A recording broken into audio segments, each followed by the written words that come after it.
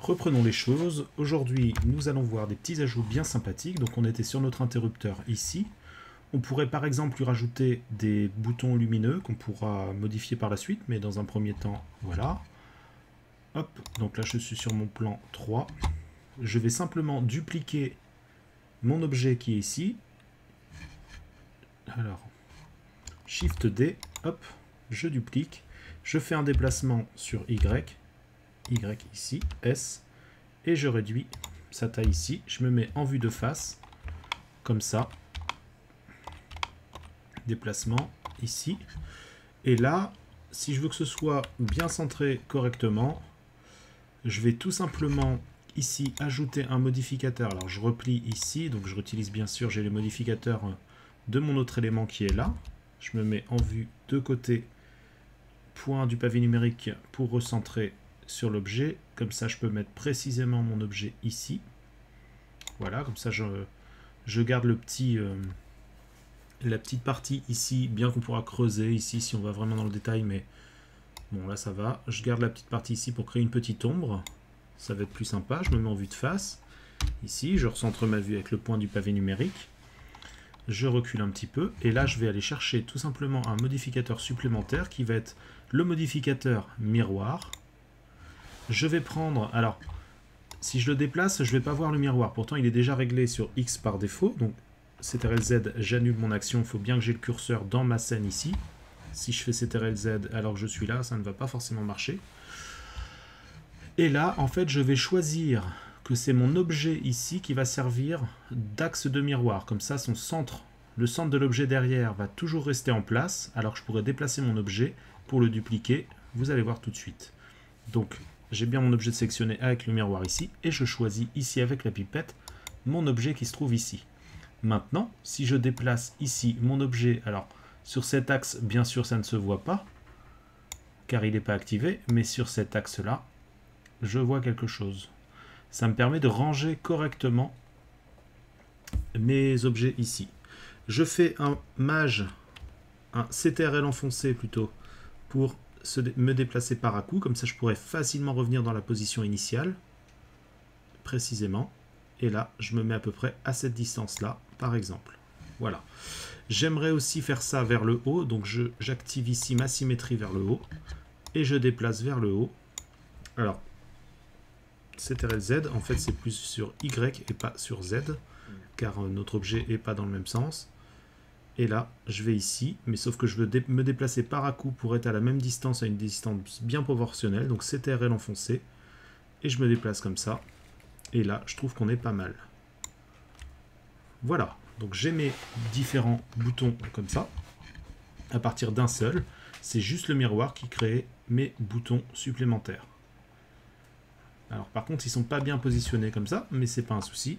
Je me mets sur le côté. Oui, parce que je pensais les coller à l'interrupteur, mais en fait, on a les montants des portes ici qui est plus épais. Donc ce que je peux faire, je prends mon cadre de porte ici et je clique ici sur l'œil pour le cacher. Je me remets ici, je me remets en vue de côté, et cette fois-ci, avec le point, j'avance ici, et là, je peux placer plus précisément mon objet ici. Je peux même me rapprocher beaucoup plus. Je me déplace avec Shift enfoncé pour mes déplacements ici et le clic de la roulette pour me déplacer de manière latérale et sans perdre ma vue, la droiture de ma vue en fait, sans faire de choses comme ça. Et voilà, je me mets ici. Comme ça, là, je suis correctement collé ici. C'est parfait. Voilà mes 4 gros boutons d'interrupteur, donc qu'on pourra modifier par la suite et améliorer par la suite, mais pour l'instant c'est juste pour déjà les placer. Je pourrais nommer ici mon objet bouton avec un S, il y en a plusieurs, et puis mettre un petit 4 avant. Voilà, 4 boutons. 4 boutons porte automatique, par exemple. 2 portes automatiques, voilà, hop. Je vais modifier la texture ici. Alors, avant de la modifier, vous voyez, si je la modifie ici, tac, ça va modifier aussi la texture derrière. CTRL-Z, j'annule mon action. Donc, ce que je peux faire, si je veux garder les détails de ma texture actuelle, tout en changeant, par exemple, uniquement la couleur, Il suffit simplement que je déplique la texture élément de mur, parce que l'élément de mur est utilisé par mon ancien objet. Par contre, si je le duplique, j'ai un élément de mur 001, donc résultat, j'ai une texture supplémentaire qui est identique à la précédente, que je peux modifier librement. Je peux renommer d'ailleurs ici, donc texture bouton porte auto par exemple. Hop, et là c'est une nouvelle texture. Et je peux lui la changer de couleur comme ça. Voilà, par exemple. Je peux mettre une couleur ici. Et ce que je peux faire, c'est mettre tout simplement une couleur d'émission. Donc par défaut c'est en noir. Mais plus on va aller vers le blanc, plus ça va éclairer. Vous voyez? Et c'est un autre canal de couleur. Donc je vais le mettre à fond, comme ça, par exemple. Et là, par contre, c'est pas ici qu'on va modifier la couleur. On a une couleur spécifique pour l'émission. Donc c'est plutôt ici que je peux choisir ma couleur. Par exemple, on va mettre des boutons plutôt bleus. Et on pourra les modifier de toute façon par la suite. On peut régler ici aussi la force d'émission. Vous voyez l'effet tout de suite avec le bloom ici de mon moteur Eevee. Si je désactive le bloom, par contre je ne vois plus cet effet là, et là je le vois ici. Et voilà, j'ai des boutons avec un petit effet lumineux bien sympathique pour ma porte ici. Ça nous crée la suite de l'habillage ici. Je n'oublie pas de réactiver ici mes montants du cadre de porte. Ici, le cadre de porte de toute façon, voilà. Donc là, il est de la même couleur qu'ici. Je duplique ici, pareil, cadre de porte. Je peux renommer ici et je vais l'assombrir un petit peu. Je pensais qu'on l'avait déjà fait. Alors on l'a peut-être déjà fait, c'est peut-être au niveau de ma vidéo où j'ai une action que j'avais désactivée, mais peu importe. Voilà, si vous ne l'avez pas, vous pouvez le refaire ici, comme je viens de vous montrer. On va garder ce côté.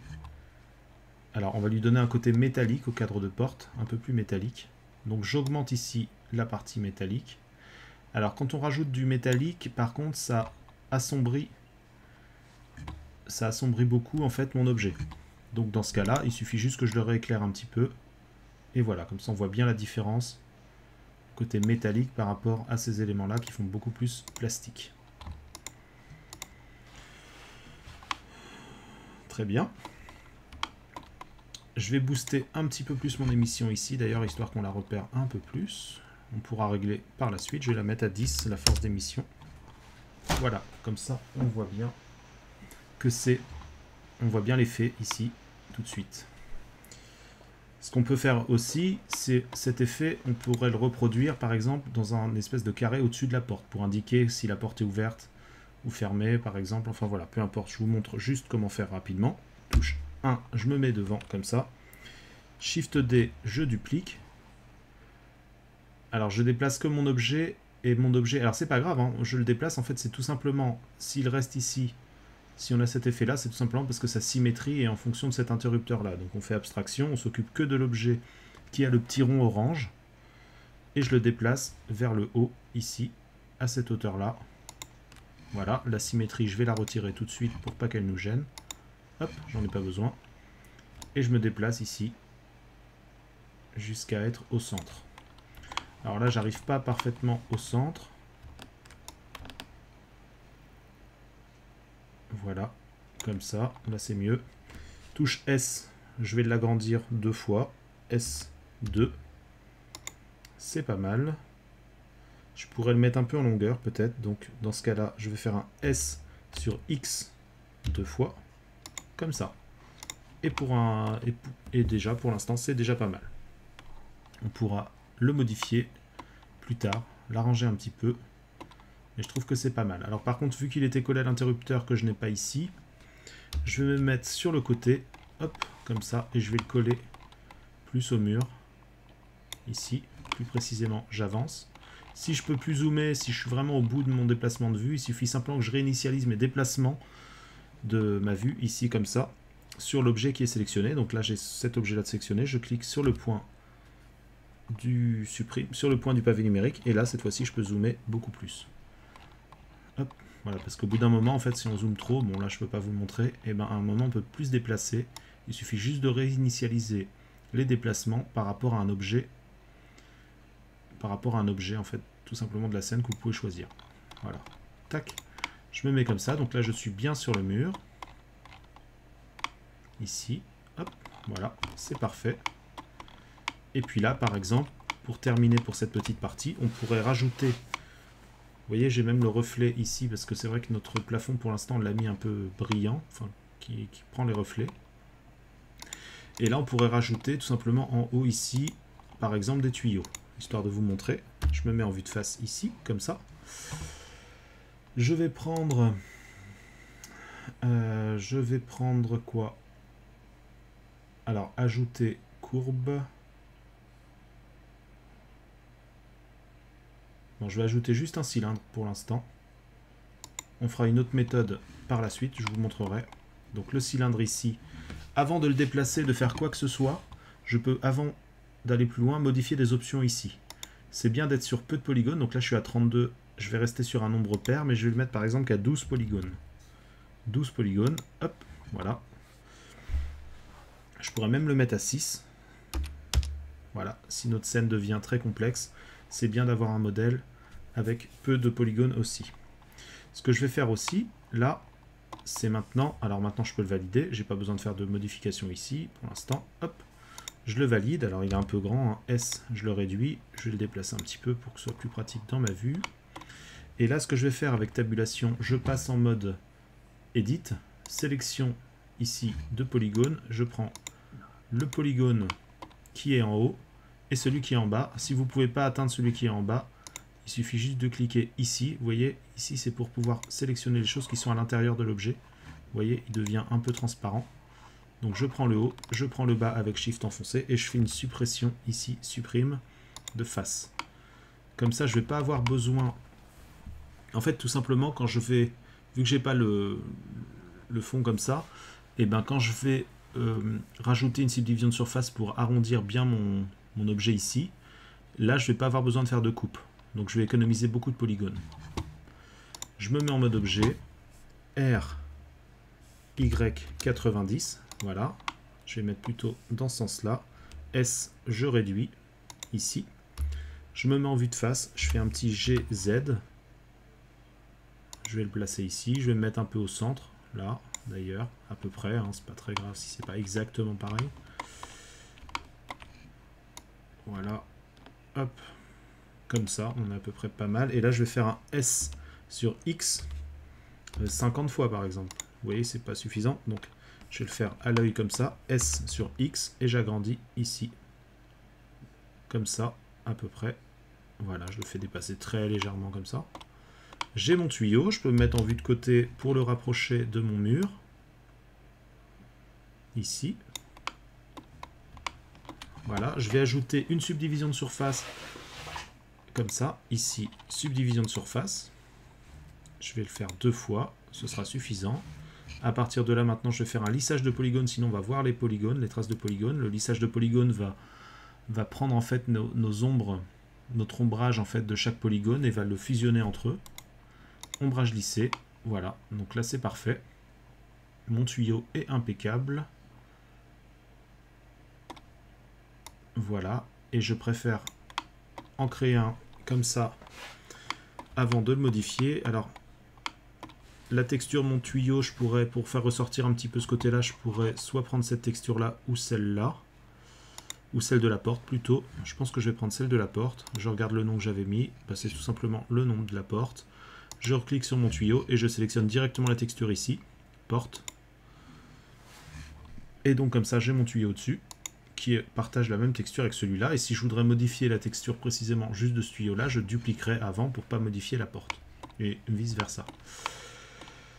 Maintenant, vu que j'ai fait tous les réglages de ce tuyau-là avant d'en créer un autre, comme ça je ne vais pas avoir à refaire tous les réglages, c'est déjà fait. Je vais faire un Shift D pour dupliquer. Voilà. Je reclique directement, il est à son emplacement. Je le fais descendre en bas, ici, comme ça. Je le rapproche un peu du mur parce que le deuxième, je vais le faire un peu plus petit.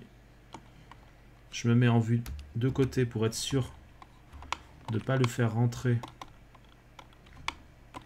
dans le mur. Et là, je modifie avec S la taille de mon tuyau. Alors il perd un peu de sa longueur, mais c'est pas grave du tout. Hop. Donc là, ça va être un tuyau très fin, trop fin. S, je l'agrandis un peu. Voilà, comme ça, là, c'est pas mal.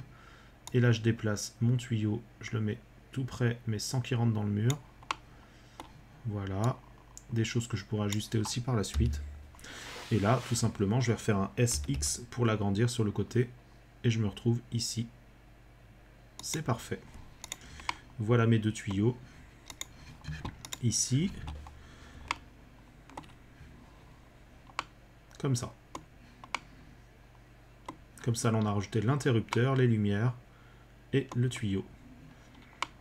Ce que l'on pourrait faire aussi, ici, alors les murs.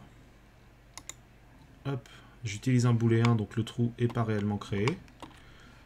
On pourrait tout simplement... moi, j'aimerais que ça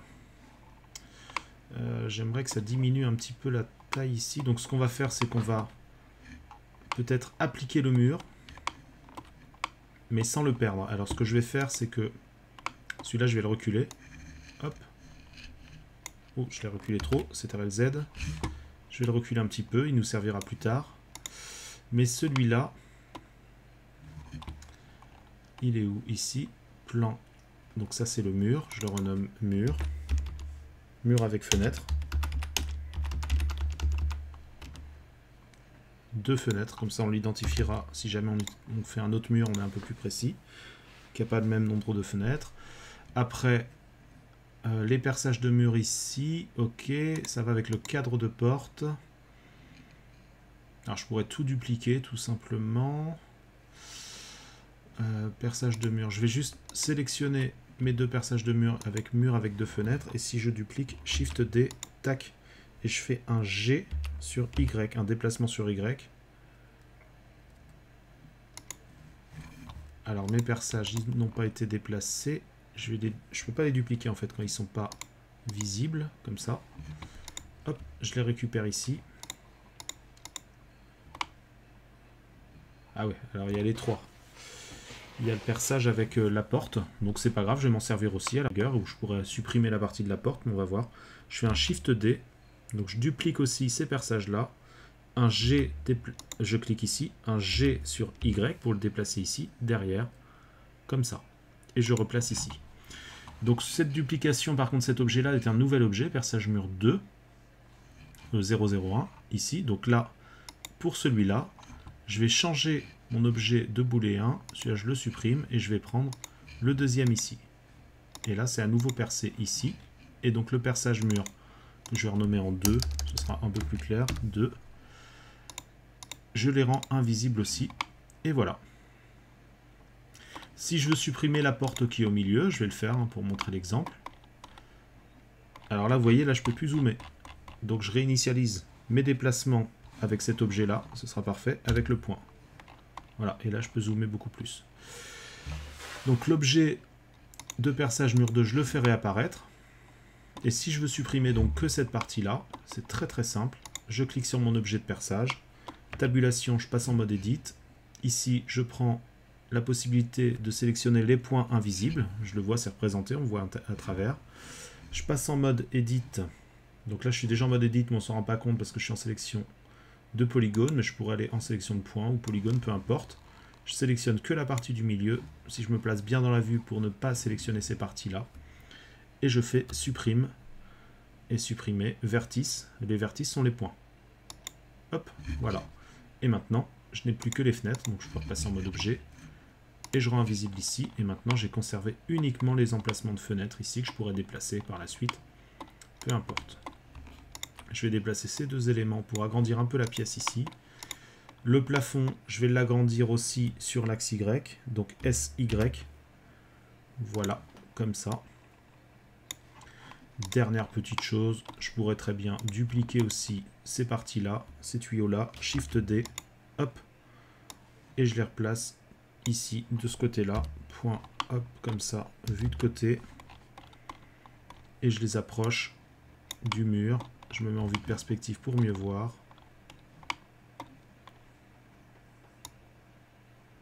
Voilà, sans que ça rentre trop dedans. Comme ça. Et là, voilà tout de suite ce que j'ai. L'effet que ça donne. Je vais prendre un petit cadre comme ça. Alors celui-là, je vais le rendre invisible. Hop, voilà. Et là, comme ça, on voit bien les choses. Alors.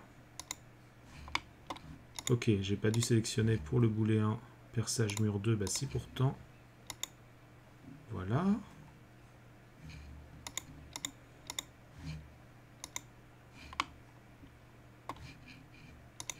D'accord.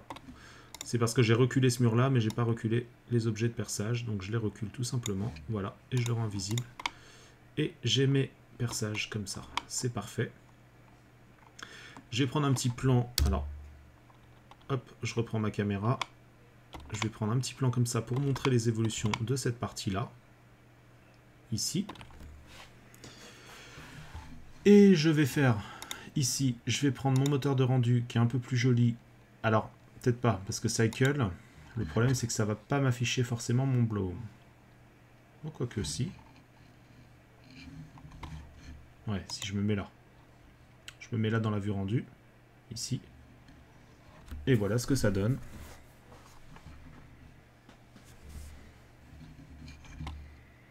Alors j'ai un petit souci, je vais me remettre dans Eevee. Parce que je suis en train de faire du calcul à côté. Voilà. Je me mets dans Eevee. Je vais réessayer dans Cycle.